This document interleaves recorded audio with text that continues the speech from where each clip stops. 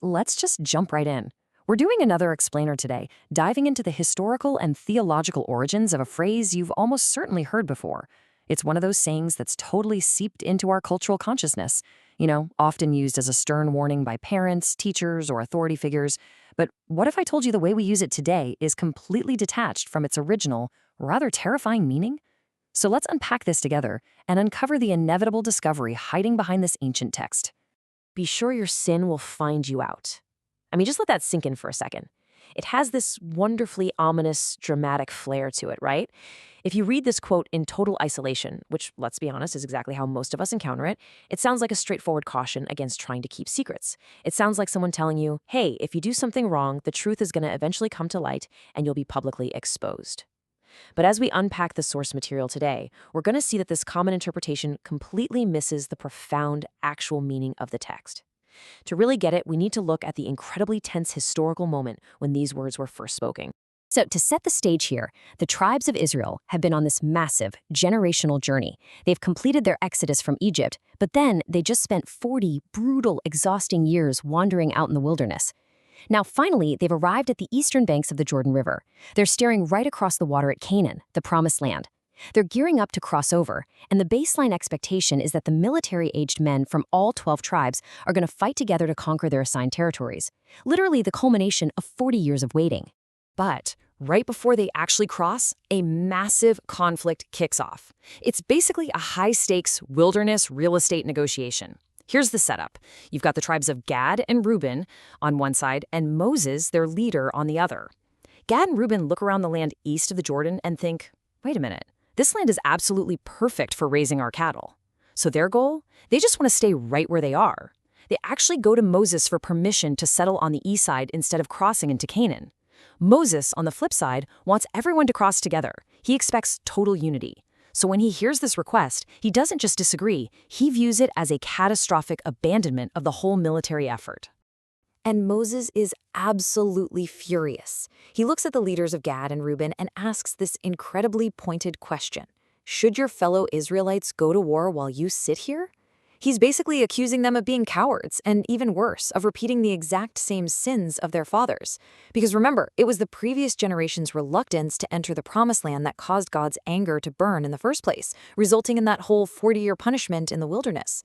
Moses is warning them that by getting comfortable and refusing to fight alongside their brothers, they're risking triggering another massive wave of destruction upon the entire nation, all over again. Realizing they've struck a terrible nerve, Gad and Reuben quickly pivot and try to negotiate a compromise. They pitch a new plan. They're going to leave their families and their flocks behind in safe settlements east of the river. But all their armed men will cross the Jordan and actually fight right on the front lines of the invasion. Moses hears this out and agrees to the condition, but with a major caveat. They have to fight until the land of Canaan is entirely subdued. They absolutely cannot back out halfway through. Only after the war is completely won can they return to their property on the east side. And it's right here at the sealing of this very specific military agreement that Moses issues his famous warning. He tells them if they fail to do this, they'll be sinning against the Lord, and you may be sure your sin will find you out. Which brings us to a really pivotal question for this explainer. Did Moses just mean they'd get caught? Was this just some ancient insurance policy on their promise? Think about it for a second.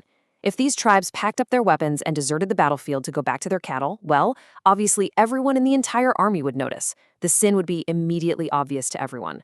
So Moses must be warning them of something much deeper than just public exposure. Now, take a look at the profound grammatical shift happening here. Our modern common misunderstanding is that everyone will find out about your sin. We think of getting caught, we think of scandals, of secrets being blasted on the evening news. But look at the text's real meaning based on the original language. Your sin will discover you. It's not that the public finds out about the action, it's that the action itself comes looking for the perpetrator. The text is actually outlining an inescapable universal law of consequences. And honestly, that is a much darker and far more fascinating concept. To really get what Moses meant, we have to look at how this ancient text actually views the concept of sin. We tend to think of a sin as just a bad action, right? A mistake or breaking a rule. But the biblical text frequently uses theological personification. As we unpack this strange but true mystery from the source material, we see sin described not as an event, but as an active, living entity.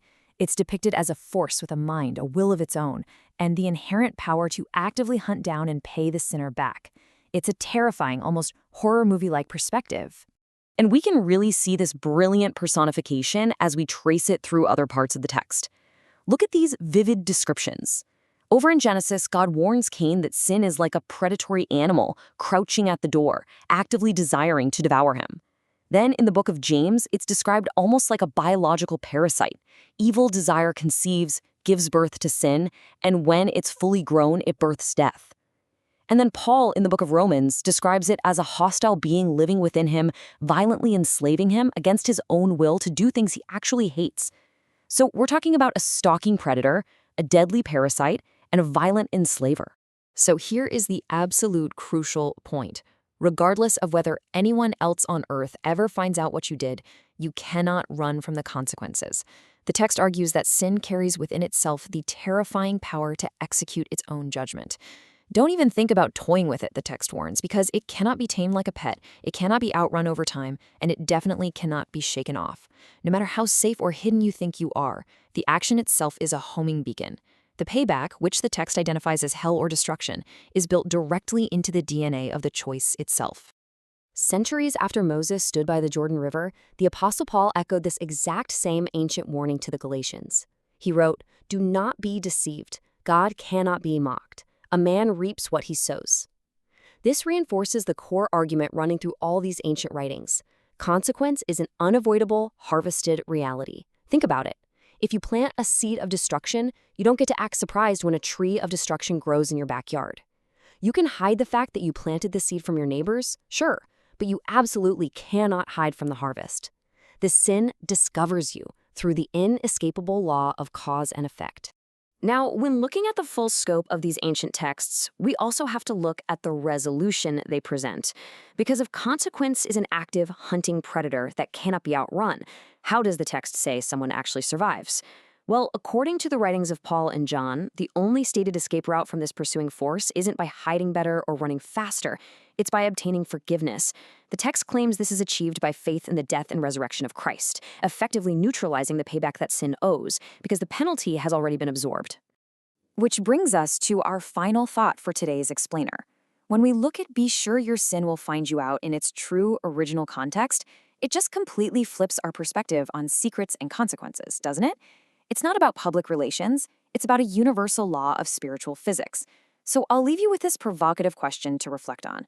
Are you trying to outrun something that already knows exactly where you are? It's a profound mystery of the text, and a really compelling reminder of the deep, often surprising meanings hiding inside the phrases we use every single day. Thanks so much for joining me to explore this, and I really hope this sparks your curiosity to keep digging into the source material with us next time.